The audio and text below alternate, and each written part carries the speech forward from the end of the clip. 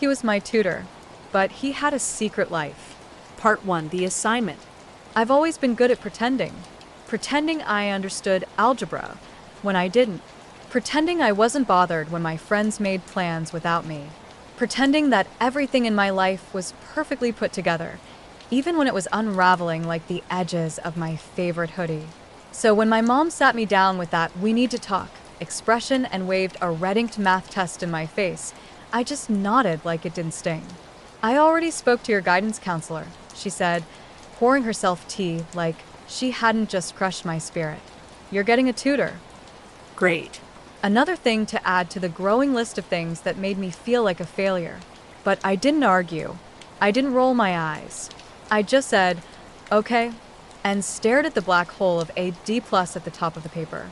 I met him the next day. Adrian North. The name sounded like it belonged to someone from a private school or a novel I'd read in 8th grade. But he was real, and very much not what I expected. When he walked into the library that afternoon, I didn't recognize him at first. He blended in too well. Soft brown hair that flopped into his eyes, oversized hoodie, Converse with the edges torn. He didn't look up when the librarian pointed to me, just walked over, dropped his backpack with a quiet thud, and sat down. "You're Casey?" he asked without making eye contact. "Yeah," I said. "You're Adrian?" He nodded, opened a notebook filled with immaculate notes, and pushed a pencil toward me like this was some kind of business transaction. The thing was, he didn't act awkward. He acted detached, like he was here but not really. His eyes skimmed over me and back to the equations on the page, and for some reason, that annoyed me more than if he'd been shy or nervous. "Have you ever passed a math test?" he asked. My mouth dropped. Wow. "Okay. Brutal." He glanced at me for a split second, and something twitched in the corner of his mouth. Almost a smile. Almost. We met twice a week after that. And as much as I hated to admit it, Adrian knew his stuff. He explained things in a way my teacher never could. Patient. Straightforward. No weird analogies about trains leaving stations at different times. But he didn't talk about anything else. Not music. Not teachers. Not people we both knew. Nothing. I tried, though. "So, do you play any sports?" I asked one day. No. "Okay. Favorite movie?" He didn't even look up. "I don't watch movies." "You don't watch movies?" I leaned back in my chair, crossing my arms. "You some kind of alien or something?" That made him glance up, just for a second, and his lips twitched again. I was starting to think that was his version of a smile. The boy version of Morse code. "I'm just not interested," he said. "In movies or people?" He looked at me then, really looked, and there was something unreadable in his expression. Like he wanted to say something but thought better of it. Both. But I didn't believe him, because sometimes I caught him watching me when he thought I wasn't looking. Not in a creepy way, just observant, like he was constantly studying the world and keeping notes in his head.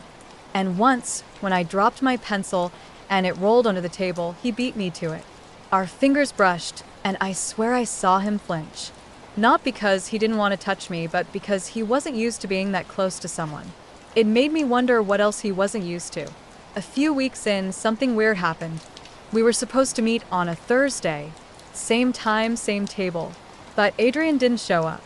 No text. No call. Nothing. I waited 20 minutes before finally giving up and leaving.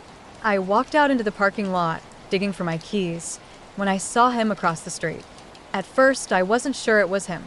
He was wearing different clothes, dark jeans, fitted black jacket. Even his hair looked styled. Not the usual hoodie and hide combo. He didn't see me. He was standing next to a black SUV, talking to a man in a suit. The guy had to be in his 30s, tall, clean cut, sunglasses even though the sun was setting. They weren't yelling or anything, but it looked serious. Adrian handed him something small like a flash drive or maybe a folded envelope. The man nodded, then opened the SUV door and got in. Adrian glanced around quickly before heading down the alley behind the gas station. And I just stood there, gripping my keys like they were a weapon, trying to figure out what the hell I'd just seen. I didn't ask him about it the next day.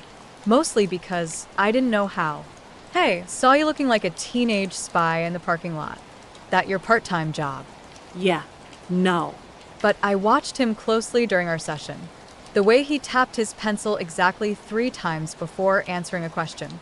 The way he kept checking his phone but never answered a text. The shadows under his eyes that hadn't been there before. Something was off. Something had always been off, but now I could see the edges of it. And I couldn't stop thinking about that black SUV. Or the way Adrian had looked like a completely different person. Confident. Cold. Focused. Like he was playing a role. The curiosity clawed at me all weekend. So when Monday came, I made a choice. After our tutoring session, I told him I left my phone in the library and doubled back. I waited 5 minutes, then slipped out the side entrance and followed him at a distance. I know, I probably should have felt guilty, but I didn't. Not really, because deep down, I knew Adrian wasn't who he pretended to be, and I wanted to know why. He didn't walk home. He didn't even head toward the student parking lot. Instead, he cut across the football field and exited behind the gym. That's when I saw it again, the black SUV, parked in the shadows. Adrian got in without hesitation, and a second later, it peeled off down the street. I ran to the edge of the parking lot, hiding behind a tree as it passed. And for the first time, Adrian looked straight at me through the window. His expression didn't change, but he definitely saw me.